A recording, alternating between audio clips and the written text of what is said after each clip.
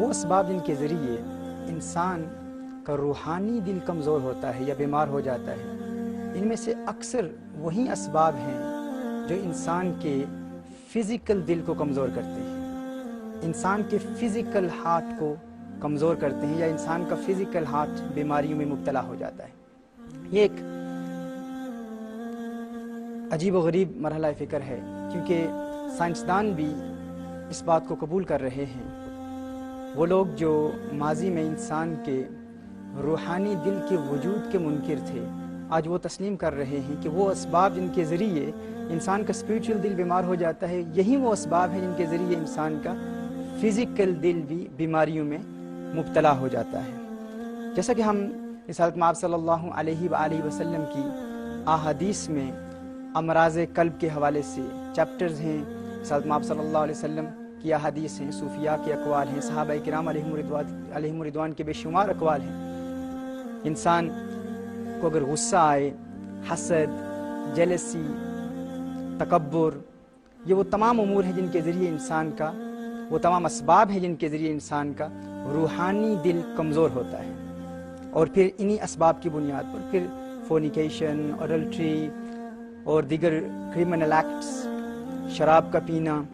اور دیگر کرائم جو بھی جرم اسلام میں مینشن کیے گئے ہیں، ان کی بنیاد پر انسان کا روحانی دل کمزور ہو جاتا ہے۔ اب جب روحانی دل بیمار ہوتا ہے تو اس کی قسمیں ہیں، صوفیاء نے بیان کی ہیں: القلب المختوم علیہ، القلب المیت، القلب الشیطانی، القلب القاسی، القلب الغافل، القلب المرید۔ یہ تمام اقسام ہم انشاءاللہ فیوچر میں آنے والے ایپیسوڈز میں، لیکچرز میں ہم ڈسکس کریں گے اور دیکھیں گے کہ ہمارا قلب کیسا ہے، ہمارا دل کیسا ہے۔ لیکن جس امر کی طرف آپ کی توجہ مبذول کرنا چاہتا ہوں وہ یہ ہے کہ ہمارا فزیکل دل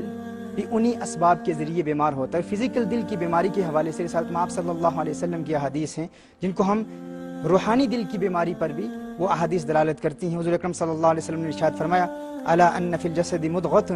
فاذا صلحت صلح الجسد كله فاذا فسدت فسد الجسد كله الا وهي القلب۔ رسالت مآب صلی اللہ علیہ وسلم کا یہ فرمان عالی شان، جس میں میرے آقا صلی اللہ علیہ وسلم فرماتے ہیں کہ انسان کے جسم میں ایک گوشت کا ٹکڑا ہے، ایک مدغہ ہے، ایک گوشت کا لوتھڑا ہے،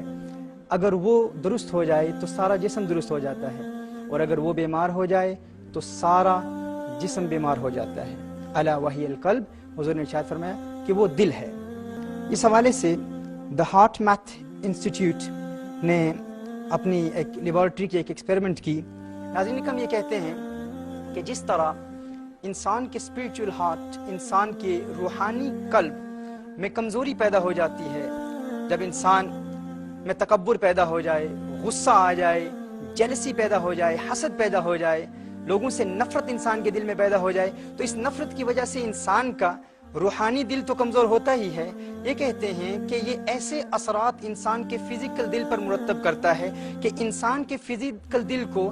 جو ہارمونز انسان کے فزیکل دل کے لیے پروٹیکشن مہیا کرتے ہیں، تحفظ مہیا کرتے ہیں، انہیں DHEA کہتے ہیں۔ یہ انسان کو بڑھاپے اور کمزوری کے وقت انسان کو تحفظ مہیا کرتے ہیں، انسان کو پروٹیکشن دیتے ہیں۔ یہ کہتے ہیں کہ انسان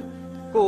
وہ ہارمونز جو انسان کو پروٹیکشن دیتے ہیں اور بڑھاپے میں انسان کی مدد کرتے ہیں یا انسان کے فزیکل ہارٹ کو تحفظ مہیا کرتے ہیں، انسان جب غصے میں آتا ہے یا انسان جب حسد کرتا ہے یا جب انسان کسی سے نفرت کا اظہار کرتا ہے یا انسان ناخوش ہوتا ہے یا انسان میں ایک ایسی کیفیت پیدا ہوتی ہے جس میں وہ چاہتا ہے کہ میں ہی سب کچھ ہوں اور میرے علاوہ کوئی شخص کوئی صلاحیت نہیں رکھتا، کہا کہ اس سے انسان کے فزیکل دل پر بھی اثرات مرتب ہوتے ہیں، کیونکہ یہ جو DHEA ہارمونز ہیں